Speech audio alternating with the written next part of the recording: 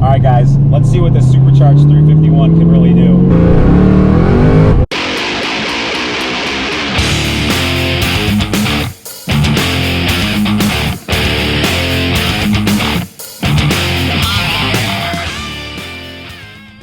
Hey, what's going on, everybody? I'm here with my good friend Joe, and today we're talking about his 1993 351 swapped Fox Body Mustang.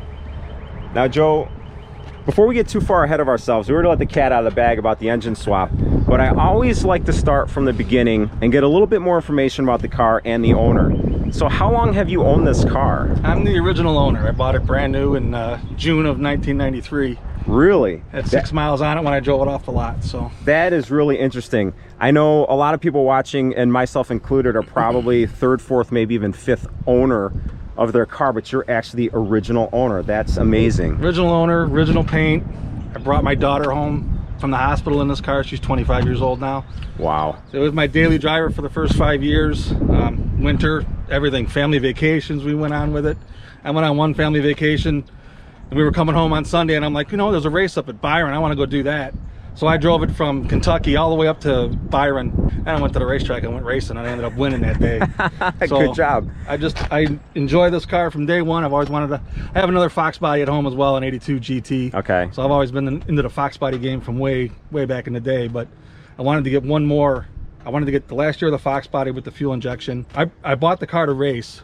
Okay. And that's what I did with it. I didn't have 100 miles on it, and I ordered a Hurst shifter for it. Okay, great. 300 miles, I was putting headers on it.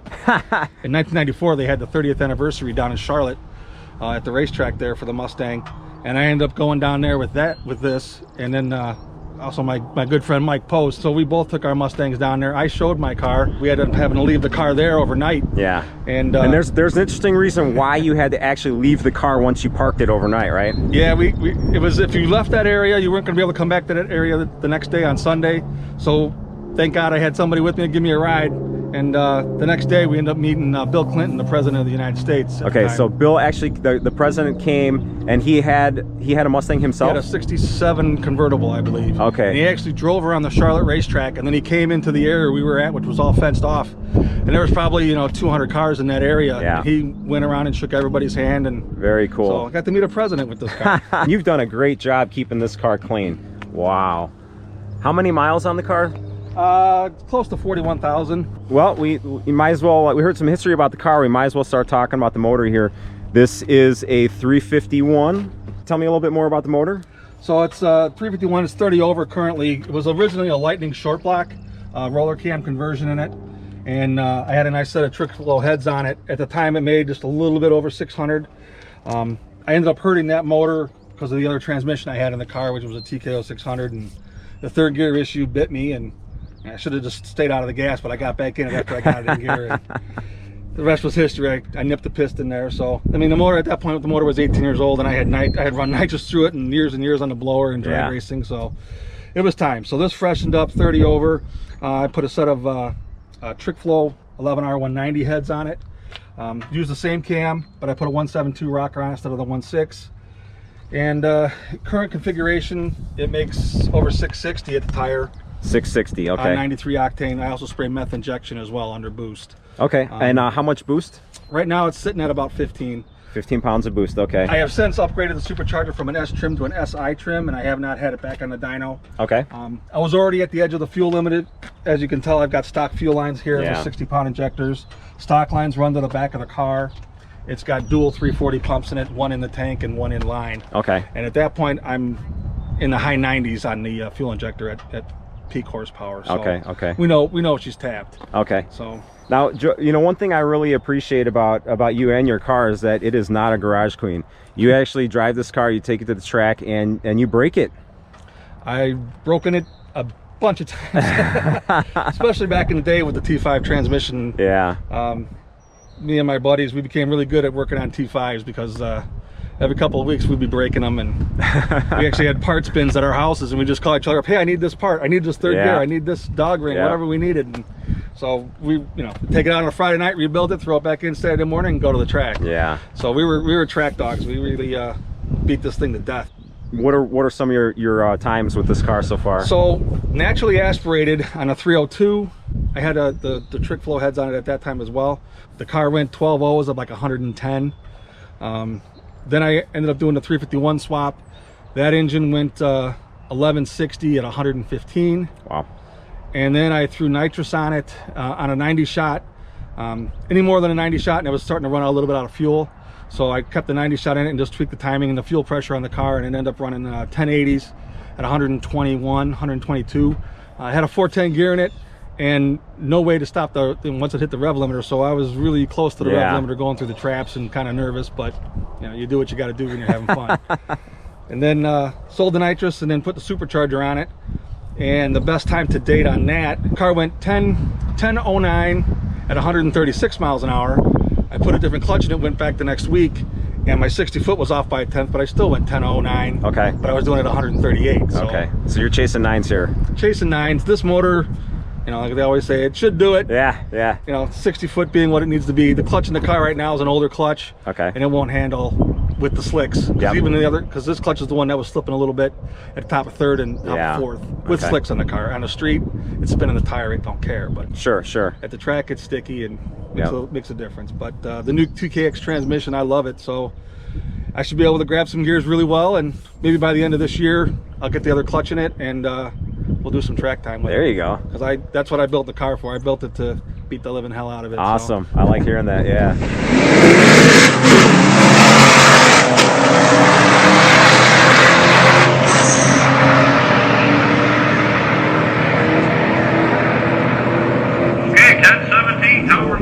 Let's talk a little bit about suspension and brakes here. Your car sits really nice, so I'm gonna assume it's not stock suspension. Yeah, the front has got coilovers with 9010s in it. Okay. It's pretty old stuff, actually. It's put in the car quite a while ago, so they're pretty wore out, but they do their job. But it works, right? Yeah, okay. It works fine. Brake wise, yeah, we're looking at pretty close to stock. Just a little bit better pad and better rotor. Okay. These rotors had a lot of track time on them, so they're starting to get cracked. I'm gonna have to be changing those out pretty soon. Okay. Still a 4-lug because I was lazy. And 5 lugs wasn't gonna make me go faster. No, so you're right. It was all about going faster. Yep. The rear end, it's got a spool in it, so it's 33 spline axles. Okay. Still got the stock drum brakes on it. Megabyte Juniors on the lower, and the uppers are Ford Motorsport, and I box those in. Okay. And that's pretty basic suspension. They're still on the stock spring. With this clutch in the car, when it went 10 O's, it cut a low 140 short time, 60 foot. When I changed the clutch out, it ended up doing mid 1.5s. Okay. Because I was spinning the tire too hard, and it was only a couple of passes, so I was still playing with launch. I don't have a two-step in it or anything like that. So. Okay. And no issue stopping even with the drums on there. Any brake fade or? No comment. Going all the way to the end of the track. Sometimes it's close. Okay. With this motor, it should do closer to 145, so that's another 4 or 5 miles an hour on what I was already doing. So yeah, it'll be a little nerve-wracking probably. All right, guys. Joe mentioned something about meth injection, and it's actually something I'm very interested in learning a little bit more about. So, Joe, let's talk a little bit about the meth injection. From what I understand, it's just kind of like an alternative cooling method, right? Correct. It just adds a little, it just cools off the charge a little bit, quote unquote, adds a little bit of octane to it, so to speak, I guess. Okay. It's more like a safety valve. I run 93 octane in the car. When I do go to the track, I do throw a little bit of race gas in it. Okay. Just to kind of really, be safe. There's no sense in wrecking it. Yeah. To prove a point. So on this car, this is I bought it about 10 years ago, but this was their stage 2 kit at the time. 2.5 gallon tank. The meth is actually blue windshield washer fluid. Okay. And 2 cans of yellow heat. Okay. Wow. And this is the pump for it. And it goes through the relay there, turns it on and off. Okay. And that red line runs all the way up to the front of the car, but it's also controlled by a progressive controller, and that is set off a boost. How much boost is how much it sprays. So less boost, it's it trickles, so to speak. And, sure. And then once it gets going, it turns on full, like about 10 pounds. I think I got full spray on. Okay. Okay. And that line actually runs all the way up to here. You can see it there with the. Oh, there we go. Yep. All right, guys, let's take a look inside the car because I saw something a little interesting. Some of you old school guys are going to know what this is, but Joe, you want to tell me what is this guy right here? That's what you call the Anderson Ford PMS. And that is like kind of an old school tuning method, right? Yep, it can go in there and you can look at all your parameters while you're even driving. It'll show you the temperature, anything that the programmer or your EEC sees, it sees it on that screen. You can adjust a lot of the parameters. Today's stuff, you can do it by a couple hundred RPM and adjust it per RPM and all that. This has got a bigger space and it's like 2,000 RPM. You adjust things, so you kind of want wherever you want things to end up in an average, so how you tune it like that. The car also has a chip in it just to help out with the EGR stuff. Okay, so it's still running A9L with a piggyback chip, and then using the Anderson PMS for just some kind of fine messing around right? with the track or anything else that I might need. All right, guys. So we were just actually talking about the Anderson PMS system and the fact that he's also running the stock computer with a piggyback chip. So that's not something you could just tune yourself. So Joe, who actually tuned the car? Mike Post from Dyno Tune MP. Ah, the legendary Mike. So we've been friends for a long time, but he also does the tuning on my car. So this car wouldn't run as well as it does and all the racing that I've done with it. And without that guy's help, he's been instrumental in everything I've done on this car. I think anybody in, like the Chicagoland area that has, especially one of these cars that has an old A9L computer and needs a tune, knows Dyno Tune MP and Mike Post. He's pretty legendary in this area around here. So yep, he does great tuning for me, so it works out real well. And it helps that you guys are friends. Yeah, that helps too. Dude, it feels like it's making more power. Let's throw it on the rollers and see what it does.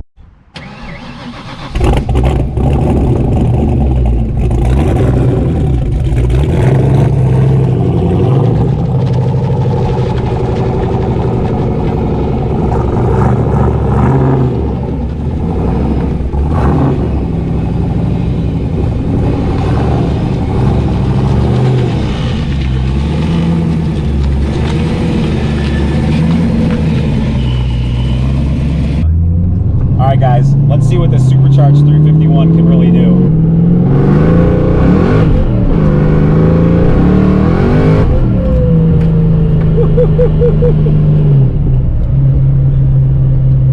It gets a little crazy. Yeah, she gets a little squirrely.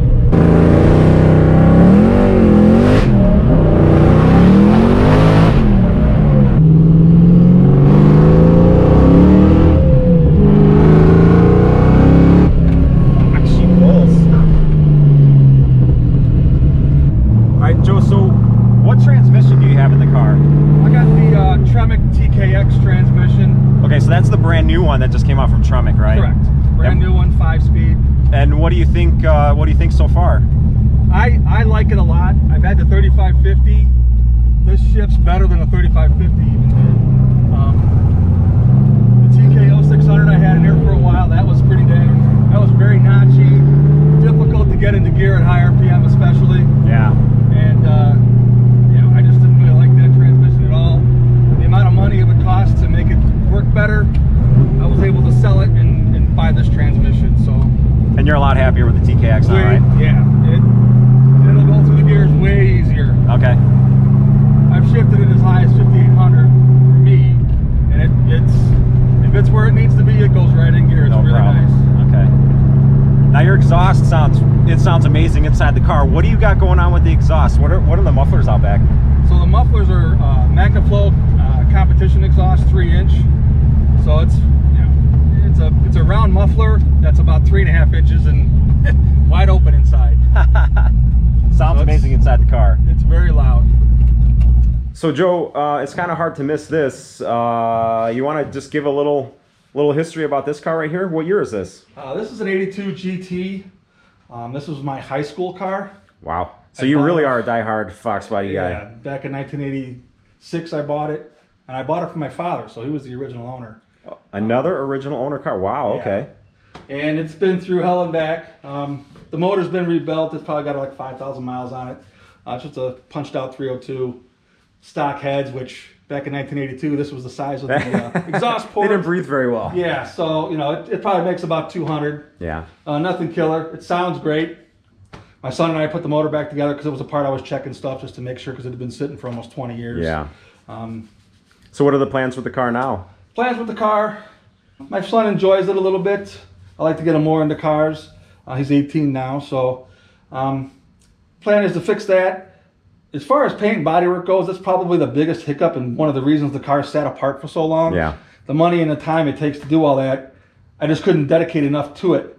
Mechanically, I can do anything I want. Sure. Paint and body takes a little more, makes a bigger mess.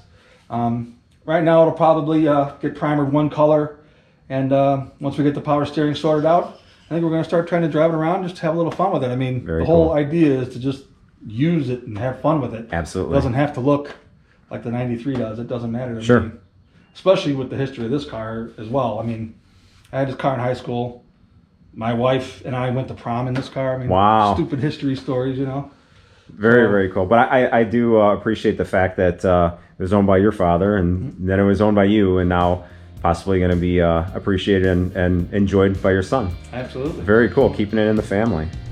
All right, guys, we're going to wrap things up here. I hope you enjoyed this video as much as I enjoyed making it. If you guys have any questions or comments about the car, post them down below. Joe and I will do our best to answer them for you. If you like the video, please like and subscribe, and we'll see you next time.